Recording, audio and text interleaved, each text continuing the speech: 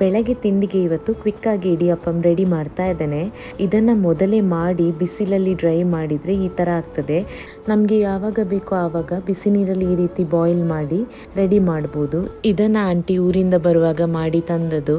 ಇದಕ್ಕೆ ಕಾಯಿ ಹಾಲು ಕೂಡ ಮಾಡಿದ್ದೆ, ತುಂಬಾನೇ ಟೇಸ್ಟಿ ಆಗಿತ್ತು. ಈಗ ಬ್ರೇಕ್ಫಾಸ್ಟ್ ಎಲ್ಲ ಆಗಿ ಲಂಚ್ಗೆ ಏನಾದರೂ ಸ್ಪೆಷಲ್ ಮಾಡುವ ಅಂತ ಹಸ್ಬೆಂಡ್ ಹೋಗಿ ಪ್ರಾನ್ಸ್ ತಂದ್ರು. ಅವರೇ ಬಂದು ಕ್ಲೀನ್ ಕೂಡ ಮಾಡಿದ್ರು. ಇದನ್ನು ಇವತ್ತು ನಾನು ಗೀ ರೋಸ್ಟ್ ಮಾಡುವ ಅಂತ ಮೊದಲೇ ಗೀಲಿ ಮ್ಯಾರಿನೇಟ್ ಮಾಡಿಟ್ಟೆ. ಅದಾದ್ಮೇಲೆ ಎಲ್ಲ ಮಸಾಲೆಯನ್ನು ಡ್ರೈ ರೋಸ್ಟ್ ಮಾಡಿದ್ದೇನೆ. ಇಲ್ಲಿ ರೆಡ್ ಚಿಲ್ಲಿಯನ್ನು ಸ್ವಲ್ಪ ಹೊತ್ತು ಬಿಸಿ ನೀರಲ್ಲಿ ಇಟ್ಟಿದ್ದೆ. ಅದಕ್ಕೇನೆ ಗೋಡಂಬಿ, ಗಾರ್ಲಿಕ್, ಹುಣಸೆ ಹಣ್ಣನ್ನು ಆ್ಯಡ್ ಮಾಡಿದ್ದೇನೆ. ಮತ್ತೆ ತುಪ್ಪದಲ್ಲಿ ಪ್ರಾನ್ಸನ್ನು ಫ್ರೈ ಮಾಡಿ ಇಟ್ಟು ಅದೇ ಕಡಾಯಿಗೆ ಮತ್ತೆ ಈ ಮಸಾಲೆಯನ್ನು ಕೂಡ ಒಳ್ಳೆ ಫ್ರೈ ಮಾಡಬೇಕು.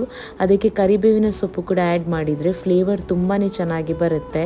ಈಗ ನಮ್ಮ ಹೋಟೆಲ್ ಶೈಲಿಯ ಪ್ರಾನ್ಸ್ ಗೀ ರೋಸ್ಟ್ ರೆಡಿಯಾಗಿದೆ. ಇವತ್ತಿನ ವಿಡಿಯೋ ಇಷ್ಟ ಆಗಿದ್ರೆ ಒಂದು ಲೈಕ್ ಮಾಡೋದನ್ನು ಮರಿಬೇಡಿ. Thanks for watching.